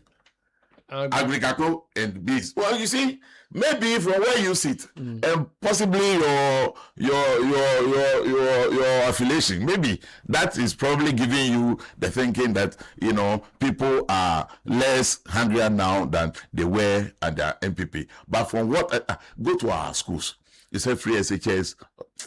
When I went to our schools, you are the one to be asking the questions. So let me stay in my corner. We have to end and go. Thank you so much. It's been great having you around. Divine Otua go home. I was really thinking you were going to run for a national office, so that I'll go and support you. Really? But since you are not going. But you didn't support me when I was. You've been my brother for how many years now? When I was contesting, you didn't come to support me. You only bring me here and be asking me questions as if you don't want me to win. That is a support. That's the support. This is how I show my support. I test you. I let the party people hear that. No, I check you so that everything out of I agree. Yeah, so it's grateful. I agree. It's really good to see you. Make time and come and visit and see the project we're having. You have it on your the sixth. I'll come and look at it. Yeah. How is the pure water factory going? Oh, by the grace of God, we are doing quite well. Expanding. We are doing you're in other very well. Very, very well. But you know me too. I like doing things on the quiet. Sometimes you create the impression that it's not looking good, but trust me. But cost of production is good. It means you should celebrate Mahama and Atofos. People who are listening to me, the man is not talking. He's looking away. He doesn't want to respond. Respond. I should respond. Yes. I see. Well, I'm only waiting to see the 24-hour economy. That's what. That's what say it again. It's not happening in Sege. Oh, come on, please. But where you live is 24-hour economy working there. Tell me, give us examples of 24-hour economy. Your station here, proud to John Mahama assuming presidency. All right, you run 24 hours. Abi? Yes. 24-hour economy is an economic situation, I don't know how to put it. If there is demand, you don't need anybody to tell you that. But they are building market, 24-hour markets for you. So you see where you are going. Now let's see this. There are communities or districts where we have markets already. Like my place, we have market. Yes. We have market. We have 2 markets already. All right. Those markets are not busy. There's nothing really going on there than, the buja people coming around to sell.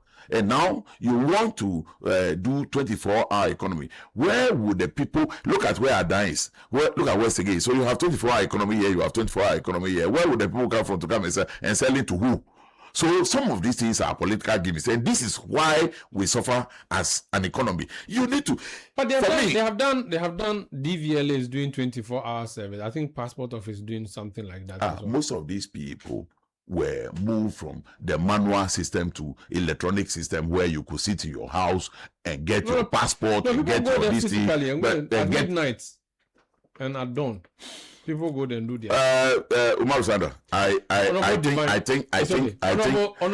think I must thank you so much for having me. It's really a pleasure to be here with your wonderful team and to congratulate you. You're doing really, really, really a good job. I'm really supposed to sign you out. No, I'm not. I'm still here. I'm telling you that concentrate on what you are doing. You are providing 24-hour, economy. Yes. What we are talking about, there are factories that are already running 24-hour economy. What we were expecting is saying that they told us that one job will have 3 shifts to be performed by 3 individuals. Where are the jobs? Okay. The people are on the street. The nurses are crying. The teachers are crying. The promises that were made, I hope you've not touched anything. No, the whole world is hearing you. All right. So I think that we just, you see, I'm a Christian. Yes. The Bible says that we should pray for our leaders. So when I kneel down to pray, I pray for Mahama. He's my president. Whether I like it or not, I must pray for him to succeed. His success means that all of us will succeed. That we live in peace. Okay. That we need. But to say the economy is good, well, it depends. Okay. Let's listen to those who are on the street and what they are saying. Let's listen to those who are buying fuel, what they are saying. Let's listen to the passengers, how much they are paying. Then we'll be able to tell. Divine Otu, I go home. Thank you. Former Greater Accra Regional Chairman, New Patriotic Party. Thank you so much for joining us on Eyewitness News. All right. Thank you. I wish you all the best. This is Eyewitness News on 97.3 Citi FM. We'll return with the latest in the world of business and then talk back. Please stay with us. Eyewitness News. Be there as it happens. Live your dream now at Eden Heights. Move into our beautifully finished and ready to move in 3 and 4 bedroom apartment or penthouses thoughtfully designed for modern living today. Enjoy the serenity of a secure gated community with a fully equipped sports complex, landscape surroundings, ample parking, 24-hour security, reliable backup utilities, and convenient access to shopping, entertainment, and everyday essentials. With up to 3 years interest-free payment plans and mortgage financing options available, owning your dream home has never been easier. And here's the good news. Pay 50% or more and move in today. Book a viewing now on 0501-531-444 or 445 and on our website at www.edenheights.com.gh. Eden Heights, the heights of modern living. Business owners, entrepreneurs, and investors, your next big business opportunity could be waiting for you at the Canton Fair 2026 in China, and Latina Travel and Tours is taking you there. From October 23rd to November 5th, join the Latina China and Dubai Business and Leisure Delegation. Meet manufacturers face-to-face and source quality products. Whether you're into electronics, furniture, construction materials, vehicles and spare parts, or more, this trip is for you. And after business, Dubai awaits with 2 days of premium leisure, exciting tours, and a relaxing spa treatment to recharge. Your visas, flights, hotel accommodation, B2B meetings, guided tours, travel insurance, and ground transportation all arranged for you from just $3,799. Don't miss this opportunity. Call Tina on 0244-260-789 or visit Latina Travel and Tours at Alisa Hotel, Northridge, Accra. Latina Travel and Tours, your business, your growth, your journey. Northern Ghana is making history. The Ghana Exim Bank and North Shore Apro Ghana Limited proudly invite you to the official opening of Phase 1 of the North Shore Apro Hub, a wholly Ghanaian-owned Apro manufacturing enterprise under the 24-hour economy initiative. Funded by the Ghana Exim Bank and partners, this landmark project will create 3,000 jobs at commissioning and up to 10,000 jobs at full operation. His Excellency, the President, John Dramani Mahama, will officially commission the facility, joined by the Minister for Trade, Agribusiness and Industry, Elizabeth Ofosu-Ejari, and the Chief Executive of the Ghana Exim Bank, Sylvester Attah-Mensah. Date, Friday, 28 August 2026. Time, 12 noon. Venue, North Shore Apro Hub, Sabalugu, near Tamale in the Northern region. Join us as we celebrate Ghanaian enterprise, job creation, and a bold step towards industrial transformation. My guy, when I hear the engine make that vroom, it drive me crazy. Oh no, bro, this is my love language with physical touch. I mean, touching the smooth car leather seat, correct sound system, AC freezing me like sachet water. Now me just have it with my passenger princess. Charlie, that be why we can't miss the Absa Auto Fair. You fit test drive and Absa Bank get affordable finance options to help you own your dream car. Yeah. Join us for the Absa Auto Fair on Saturday 22nd and Sunday 23rd August at Good Park, Accra Mall. Come for affordable finance options from Absa Bank, special discounts and offers from your favorite automobile brands, plus insurance and auto accessory exhibitors. Want to showcase your brand? WhatsApp 0541 361 237 to book your exhibition space today. The Absa Auto Fair is powered by Absa Bank in partnership with Citi FM and Holland Insurance. The Absa Auto Fair is calling. Will you answer? Let your voice be heard on Eyewitness News on Facebook at facebook.com/City97.3, Twitter at twitter.com/City973, and Instagram at instagram.com/City973 with the hashtag Eyewitness News. Yeah, welcome back. This is Eyewitness News on 97.3 City FM. If you're monitoring the news space, the Rent Control Commission, or department it is, has been moving around hostels in universities, saying that the owners of these hostels are fleecing students, charging exorbitant fees. Now, the Rent Control, you do know, is a statutory institution that regulates rent in the Ghanaian space under the rent law. Now, the rent or the hostel owners are saying that the commission has no right to do what it is doing. Bishop Dr. Akwesi Owusu is president of the KNUST Hostel Owners Association of Ghana, one of the groups making this call. You're welcome to Eyewitness News, sir. Thank you very much. Okay, what's your issue with the Rent Control Commission? They appear to be doing the Lord's work for and on behalf of the students. That's how it appears, and that's the populist way of doing things. You see, you have a mandate to discharge. What you first do is you get to the stakeholders, have a tete-a-tete with them, have a discussion with them, jojo with them. Then you know how to go about the duty that has been assigned to you. Now, in the first place, you don't have a standard fee for any standard hostel accommodation. So how do you judge that what people are charging are exorbitant? He doesn't only say they are exorbitant, he says they are exploitative, we are criminals. You don't know the sort of people who are involved in the market. So, I mean, he could be my first child, my first son. But you have an appointment with the government, so I understand that. So why don't you come up with a standard? Excuse me. Why don't you come up with a standard fee that should be charged for a category of rent? I just spoke to him on Joy FM. Now the point is, we are taking loans from banks at commercial rates. We are paying sharp. We are paying a lot of costs. Registered with GTA. There's no institution that works under 2 or 3 different ministries. Now, we are registered with GTA, which means we are under the Ghana Ministry of Tourism. So we are saying that tourism people come to regulate us. The university regulates us. The fire service and the police and all those things, at the beginning of every term, they come around to inspect the facilities, and then we sit down with the Directorate of Student Affairs to fix fees. So if you think the fees are exorbitant, the first people to contact will be the Directorate of Students in the universities, because we work with the universities. Now, you don't contact all these people. There's an association. I invited him from the onset that he comes to sit down with us and have discussions, and we know how to go about it.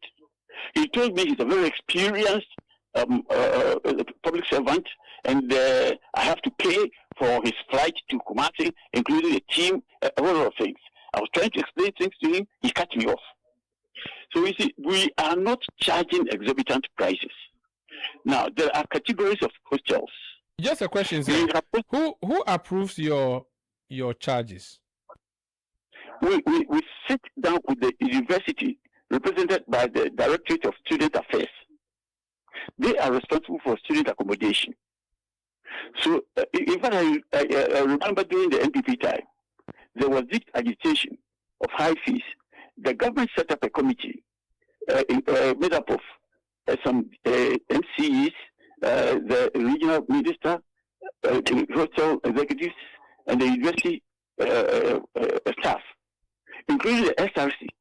We deliberated on all the issues that caused the build up in the fees.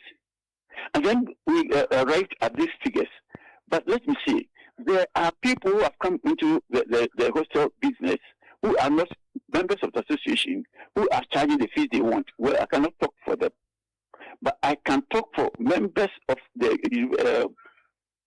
Ghanaian University Hotel Owners Association and other affiliates like Obuasi campuses and the Mampong campuses. You see, Bishop, so the simple thing is this. I mean, you own a hostel, you have more than one person in a room, and yet what you charge per semester is more than what someone renting an ordinary room outside the campus pays for a single person per month. I mean, help me make sense of that, because it does not make sense that you have more customers and yet you charge them more. I thought that the demand and supply rule should have worked, that because you have more students, they should pay less, but they pay more. To the extent that some students go outside the schools, outside the hostels, to go and rent rooms in people's homes and occupy that because it's cheaper. No, that's not correct. Oh, that's correct. That's not correct. No, that is correct. I know 1,001 students who would rather rent accommodation outside school because it's cheaper than to rent your hostel accommodation. They are still doing it. We have hostels, so many of them in Ayutthaya here, in Kote, all the communities surrounding the university. They are still doing it. Who says, how can you prevent somebody from going to rent a place? I mean, I don't have the right to direct a student to go to this hostel or that hostel. It's a matter of choice. When people call to my hostel for the fees of accommodation and things like that, I tell them, come to the hostel, look at the facility, consider the price before you pay, because fees paid are not refundable. Very well. We tell them. So you see, it's a matter of the students choosing what they want. All right. Let me give you a scenario. Quickly, if you could. One facility, even in my own hostel, there's one facility, one block, that's 2-in-1. And the 2-in-1 costs 5,000. There's another block, 2-in-1 costs 3,000. There's another block, it's 2,000. We do believe that the one with the 5,001 will get filled before the others. Sometimes the others, they won't even take it because they don't have fridge in it. They don't have this. They don't have that. The students are choosy. Their parents, even a police commissioner, came to we had a meeting with the police commissioners, and they said they would prefer a 15,000 bed to with the 5,000 beds because they have this facility, they have that facility, they have that facility. Right. Then you pay for what you choose. Okay, thank you. Let's leave it here. It's a free economy. Thank you so much. Bishop Dr. Akwesi Owusubi is president of the KNUST Hostel Owners Association of Ghana. This Eyewitness News on 97.3 Citi FM. Mr. Daniel Odrumens is seated before me with the latest in the world of business. Hello. Hello, Mr. Amadu. Everything good? Everything good. Please take it up. Right. Ghana's shift towards a gas-driven power generation system has helped reduce the country's dependence on imported liquid fuels, generating annual savings of about $500 million. This according to Energy and Green Transition Minister Dr. John Jinapor. Speaking at the launch of the Petroleum Commission's 15th anniversary celebrations, Dr. Jinapor said increased domestic gas production supported by collaboration with industry partners has significantly cut the country's crude oil import requirements. We will be pragmatic and we will be guided by our national circumstances. We will not abandon resources that can support our development. Neither would we ignore the fundamental changes taking place in the global energy landscape. We will therefore maximize our petroleum resources whilst promoting renewable energy to complement that. And our main vision is what we call the gas to power era. When we assumed office, we're importing so much light crude oil and other liquid fuels. Working with ENI and its other partners and working with the Jubilee partners, we've significantly increased gas production. And that has led to a saving of about $500 million a year in terms of crude oil gas substitution. That was the Minister for Energy and Green Transition, Dr. John Jinapor. The Ghana Gold Board has moved to tighten gold purity verification, making X-ray fluorescence assay the mandatory standard for determining gold purity in all gold purchases from September 1, 2026. The new regime is expected to bring greater consistency to purity determination and reduce discrepancies in gold transactions. Here is more. Under a new compliance notice issued on August 17, Gold Board said XRF will become the standard basis for determining the purity of gold ore purchased by the board and its licensed buyers. The directive effectively ends the use of the water density method as a definitive basis for determining purity. Gold Board is requiring licensed buyers to acquire suitable XRF equipment and ensure personnel are properly trained to operate the devices. Buyers must also maintain records of XRF measurements for every purchase. The regulator is also extending the requirements across the buying chain, directing licensed aggregators to acquire appropriate XRF machines and deploy them to their respective Tier 2 and Tier 1 buyers to enable accurate purity determination at source. Where an XRF device is genuinely unavailable because of operational or logistical constraints, Gold Board says the water density method may still be used, but only as an indicative measurement. In such cases, the gold ore must be purchased at a minimum 0.5% purity discount, with Gold Board subsequently conducting an XRF assessment. Netele Netiajahu with that report. Ecobank Ghana has announced the discontinuation of 6 services, including passport form sales, DVLA cash collections, and US visa fee collection. In a notice to customers, the bank said the changes form part of its ongoing efforts to streamline its services. More in the following Business Desk report. The other services being discontinued are offshore check clearing, foreign draft issuance, and safe custody services. Ecobank said customers affected by the changes would be guided towards alternative solutions where available, adding that its team remains available to providing further assistance through its customer service channels and branches. The move means customers who previously relied on Ecobank branches for some government-related payments, travel-related transactions, and other specialized banking services may now have to use alternative providers or platforms. While Ecobank has not stated when the discontinued services will cease to be available in the notice, affected customers are being advised to contact the bank or visit the nearest branch for information on alternative arrangements. City Business News is Daniel Sakite with that report. And that's all for City Business News on Eyewitness News. I am Daniel Odrumens. Eyewitness News. Be there as it happens. Introducing Ghana's leading pay-as-you-copy photocopier leasing company, Lease an A4, A3, heavy duty or production machine and pay for only the copies made, or design your own payment plan. Simple and tietia. That's not all. Incredibly, toners, repairs, maintenance, follow me printing, centralized tracking all come free of charge. Remember, financial prudence is the name of the game. Folks, forget about the expensive gimmicks and be smart. Join the hundreds of satisfied clients across all the 16 regions and every sector of the economy and save over 60% of your printing costs. Visit us at www.valexlease.com or call 0244 644048. Be prudent and lease a copier. Terms and conditions apply. Valex Lease is a wholly owned Ghanaian company. Valex Lease, affordable document management solutions.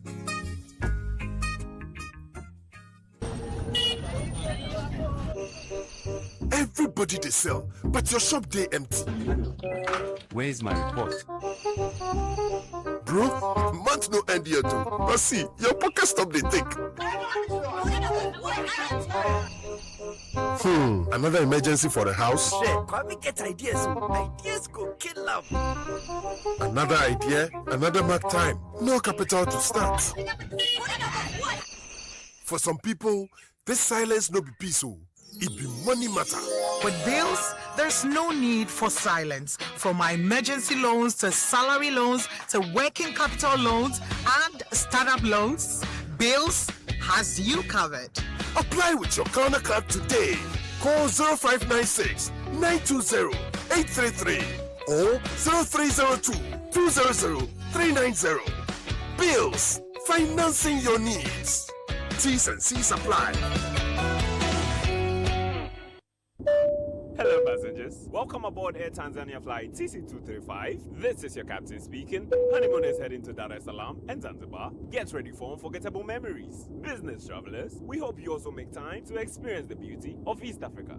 Sit back, relax and enjoy the rest of your flight. Fly directly from Accra to East Africa 3 times a week with Air Tanzania. Whether for business or leisure in Guangzhou, Dubai, Zanzibar or beyond. Fares are from $550 USD. Book now at airtanzania.co.tz.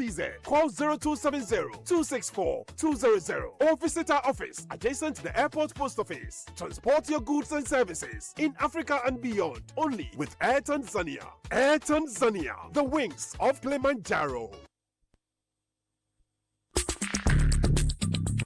Let your voice be heard on Eyewitness News on Facebook at facebook.com/City97.3, Twitter at twitter.com/City973, and Instagram at instagram.com/City973 with the hashtag Eyewitness News.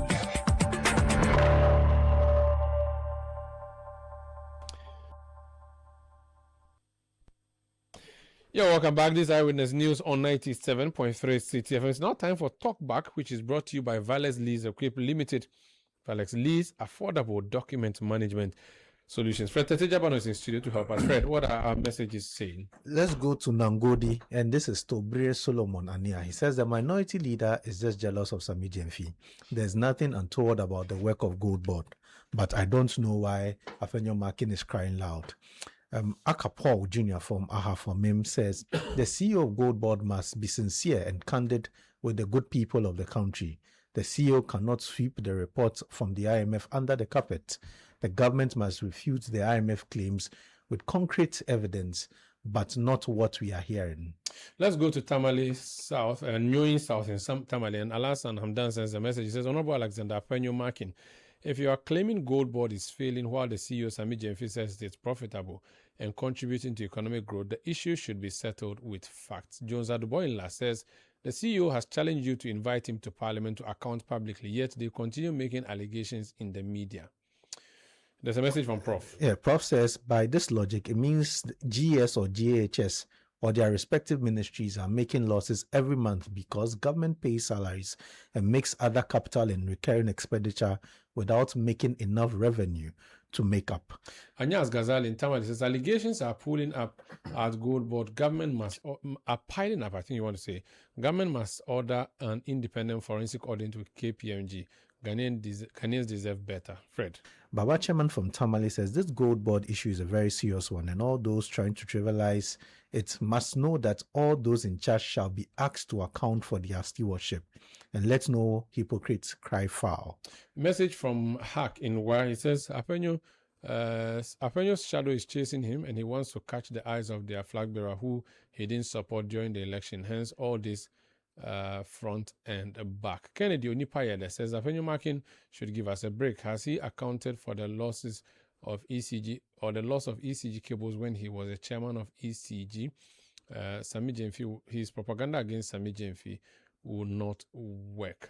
Fred. Wills Yoga from Abutiati in the Volta region. He says the MPP minorities' claim of gold board incurring billions in losses attempts to discredit their significant contributions to the economic stabilization. Okay, Ismail from Tema says the micro minority just wants to tarnish the image of Sami Jemfi.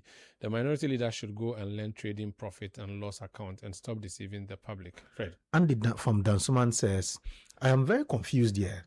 Is Gold Board a subsidiary of Bank of Ghana? Why am I asking this question? I'm asking because it is not allowed in accounting for any entity or for an entity to bear the expenses, for that matter, losses from another entity in the financial reporting records. Okay. Okay. Let me bring the next message from Stephen in Duyaya Nkwanta. He says, please let the minority leader know that it is better to make losses to beat down the cost of living in the country than to make profit as they did during their era and say stole same for themselves and their cronies. Okay, Daniel Katamasu says what? Sami Jemfi in opposition told lies and rained insults on President Akufo-Addo and Dr. Bawumia. He criticized them fiercely. He's in government now and he can't take criticisms. Angelo Kojo Fiagbe says the behavior of the minority and the NPP against the gold board is disgusting. What kind of devilish politics is this? Ni Ampemi Mpokwasi Rich says this gold board losses issued by the minority and the BOD majority also stating it's surplus. I'm not sure. Message not clear. Let's bring you a message from William. William says it means Ghana has no level-headed people and always depends on the IMF reports.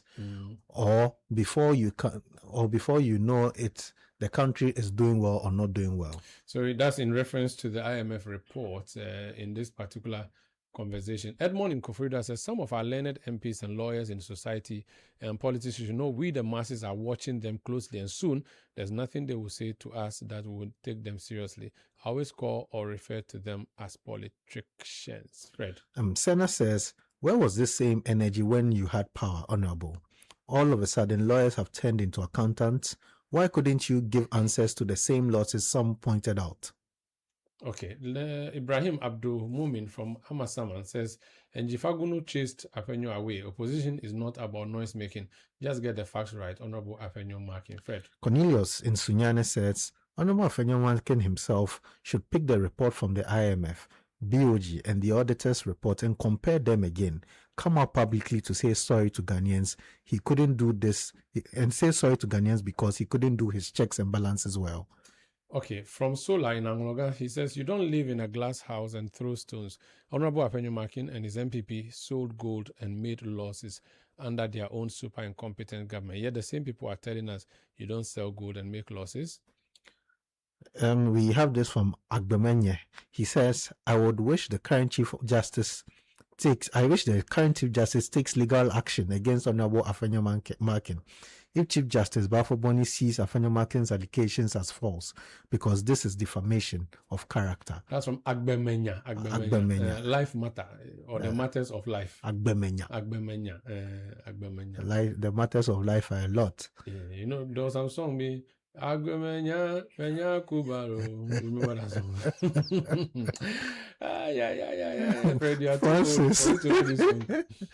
Francis says, yes. You buy gold from Galamsey, and that is that is destroying the land. You sell and make another loss. You again use the money to stabilize the currency.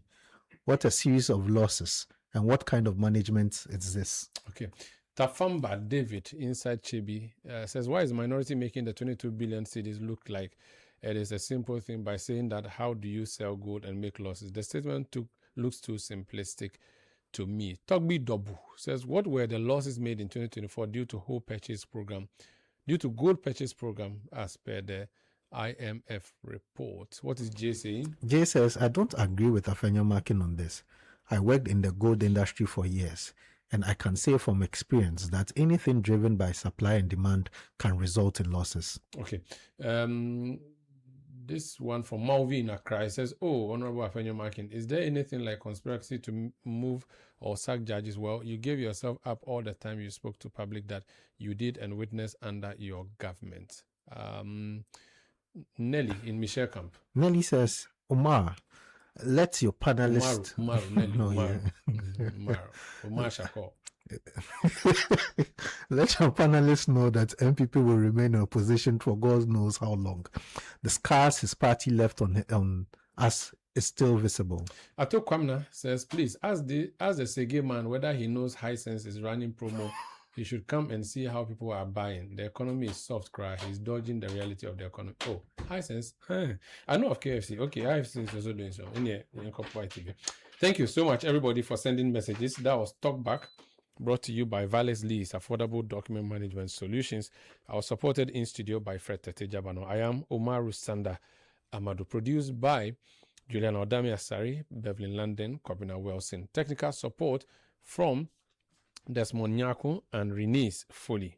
Edwin Kwakofi and the new media team helped us to come to you online. We'll be back tomorrow at 1700 GMT, that's 5 p.m. And Eyewitness News is for 2 hours. You want to tune in tomorrow. Thank you. Have a good night.